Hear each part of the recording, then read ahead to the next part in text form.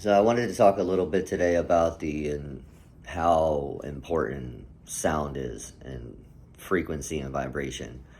Um, Myself have probably overlooked this plenty of times. It's just taking it for what it is. So most sages, mystics, yogis, rishis, religions, indigenous cultures, one thing they can all agree on is that um, the creation of reality was created by sound or vibration, and that actually um, there's different frequencies of vibration as it fragmented down from source prime creator. And so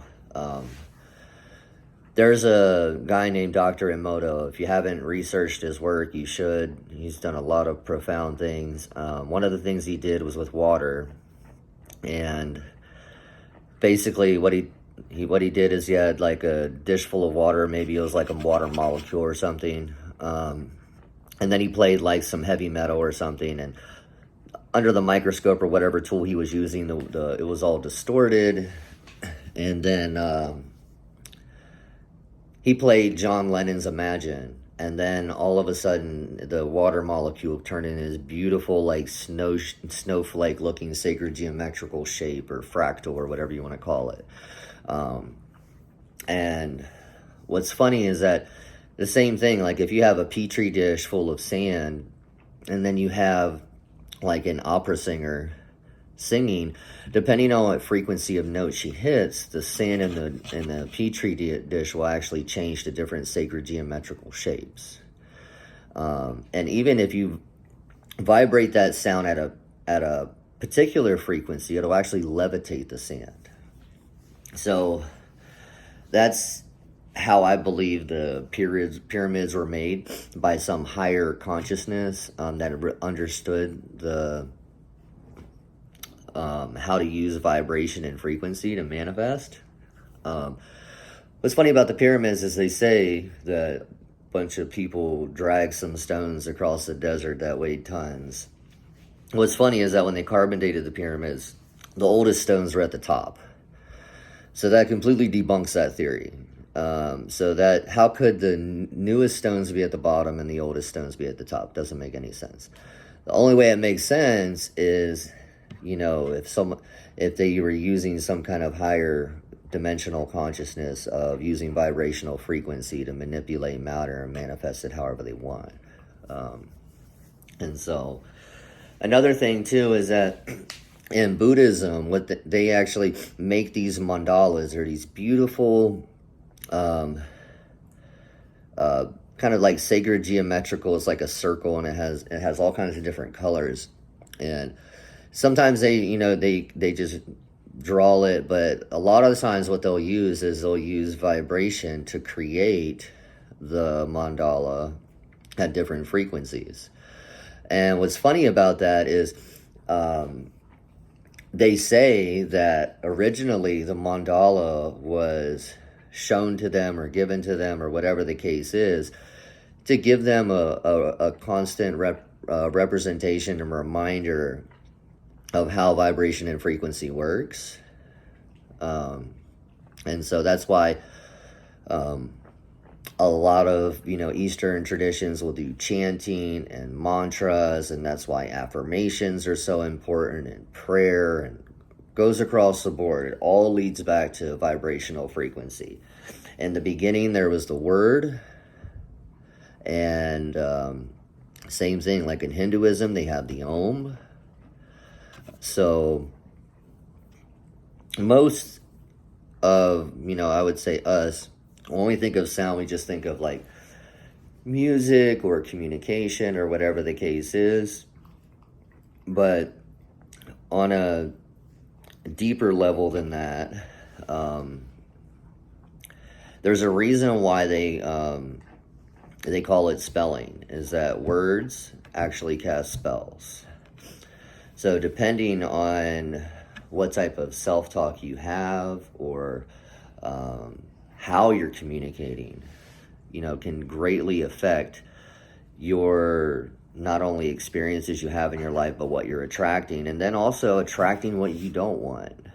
Um, and so, and in higher dimensional planes of reality, I believe they actually don't even use a verbal communication. I believe it's all done through telepathy or different things like that, which is still vibration, vibrating at a different frequency, tied into the unified quantum field, able to communicate.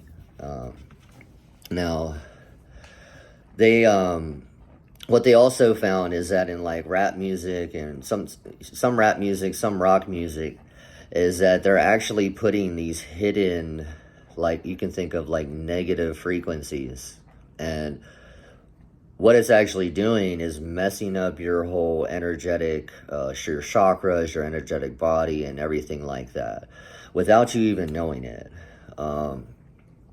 Since, if you go back to like Dr. Emoto's thing, John Lennon's Imagine, where the water was a snowflake, and since we're 75% water, I mean, what does that tell you about what you're thinking, what you're saying, what you're doing, and how that affects you in everyday life?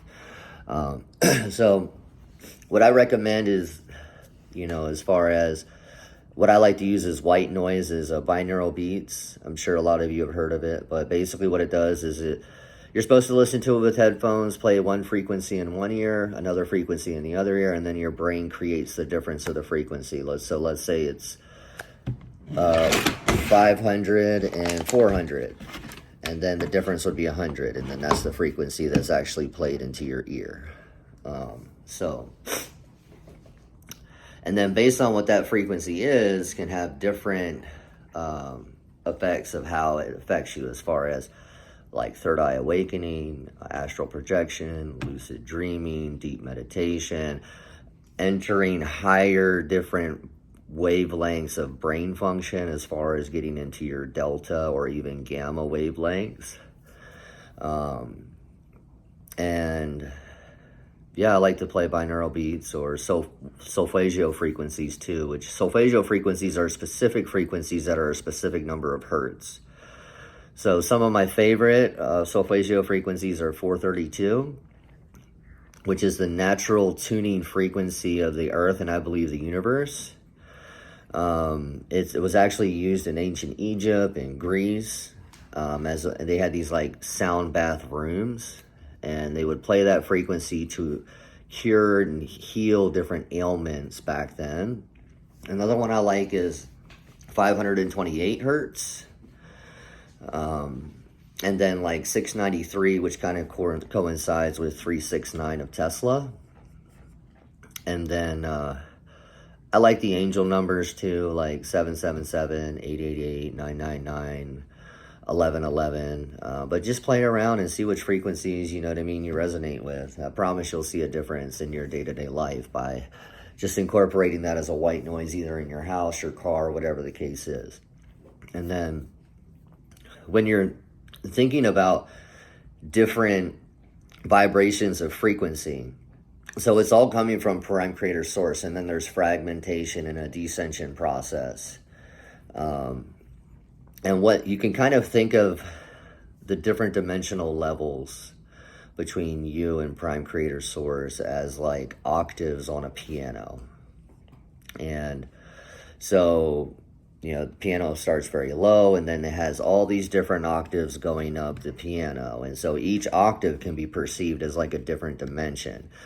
So even if you're in a lower octave, like we're in right now in the third, maybe fourth dimension, we can still attune ourselves to those higher frequencies and living out of love and unity and anchoring the higher consciousness into our quantum field, which will collectively help the collective,